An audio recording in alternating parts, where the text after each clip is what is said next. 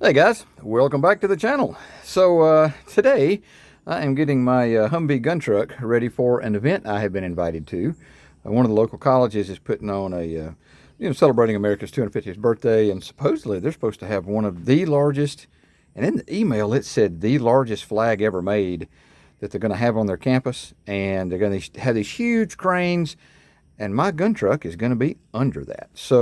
For those of you who are new to the channel, there's kind of two sides to the collection. The exotic side, which you guys may or may not be familiar with, and then my military vehicle side of the collection. I've got about 10 military vehicles in the collection. This is one of them. I've got her pulled down because I'm about to pressure wash her and get her all cleaned up. This is an M1026 gun truck. I guess the most famous movie that one of these was ever featured in was the movie Blackhawk Down. And that's kind of why this vehicle is so special. So I'll give you guys kind of an interior tour here. It's just a standard M1026. However, the cool thing about this vehicle is its connection to the movie. So I have, with the exception of one that just passed away, I have several close friends that were in that battle. Blackhawk Down, made famous in the movie. Made famous of the movie Blackhawk Down. Anyway, too early in the morning. The sun has just come up out here. And I'm not going to say his first name because he is a local school teacher and he doesn't want the kids to know who he is and what he did. I'm giving you guys a visual tour while I tell you all this. So his last name is Elliot, and he was actually a D-boy in the battle, and he lives here in my hometown. Know him really well. He's a cool guy. Got some stories to tell for sure. And then friends with Mike Durant, the pilot that was shot down. Jeff Strucker, who drove the lead Humvee in the rescue convoy, which is how this one comes in.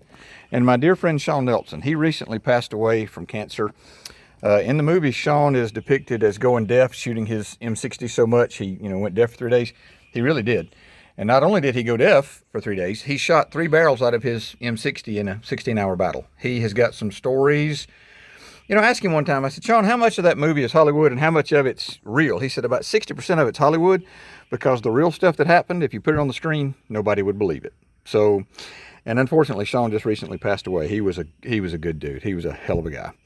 So anyway, just a quick tour of the gun truck here. And this is the gun truck version, and I'll get to the...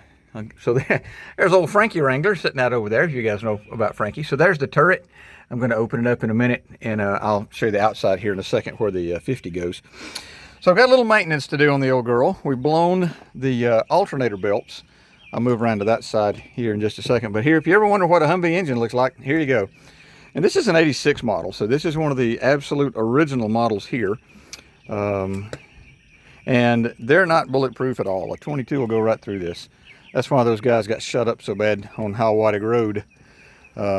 Yeah, part of the things to do today, blew the alternator belt. So got the new belts here, got the parts here, got to put that on. There's the motor.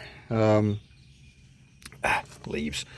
She gets a good PMCS today, good lube, good pressure washing. You can see all this stuff on the windows. Anyway, so here's how this ties into Blackhawk Down.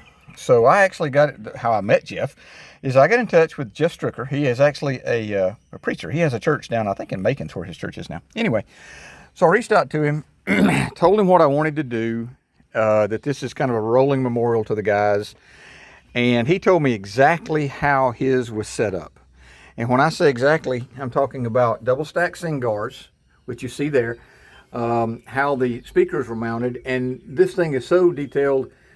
I've got the microphones hanging where his were hanging in the same way with 550 cord. And if you're not familiar, if you're not fire service, that stuff, if you got 550 cord and duct tape, you can solve all the world's problems. In the military, we call it 100-mile-an-hour tape. But anyway, so that's how detailed this is it's set up just exactly like his was. And up back here in the back is, now they had, the only difference between this one and his, because when the Rangers took it in combat that day, they had a lot more ammo cans back here. And the movie is depicted as buttoned up, which of course is the tailgate up and the rear hatch down and everything was buttoned up. That's actually not correct. The way and there were 6 of them. And here's what's interesting about that. When I talked to Elliot, the Rangers got these Humvees from Delta. They were brand new, like less than 50 miles. There were 6 of them. And when they went into combat that day, they had that completely off. They had the tailgate pushed all the way down, and they had sandbags here, And of course they had sandbags here with extra ammo and water, because Sean told me the only thing that was in the back of these, and Jeff did too, was sandbags, ammo, and water. And that was it. All this other stuff, you know, it wasn't here.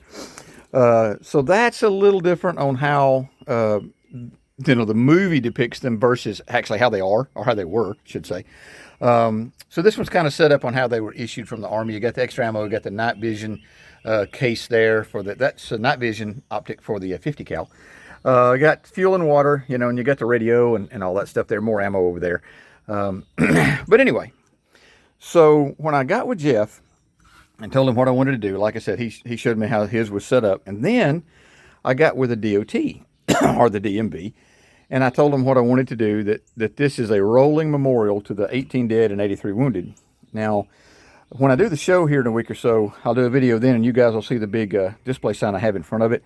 I have a picture and a bio of every soldier that was killed in that battle. And anytime this vehicle goes on public display, that big poster's in front of it. And it's big. It's like 5 feet by 5 feet, and it shows every one of them.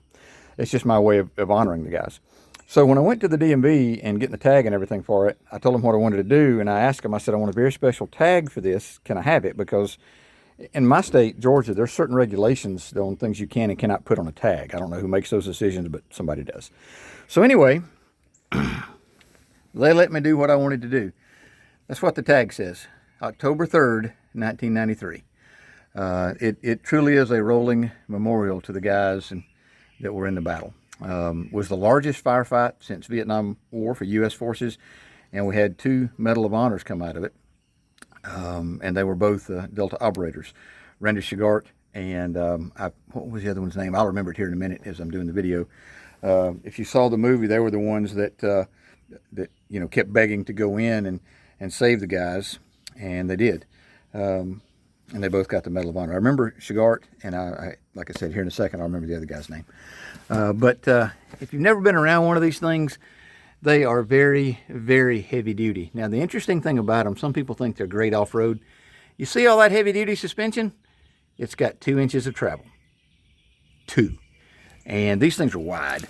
Gary Gordon, that's the other one's name. Gary Gordon and Randall Shigart, they won the Medal of Honor because of their actions. They inserted it to the down aircraft and helped save some of the crew.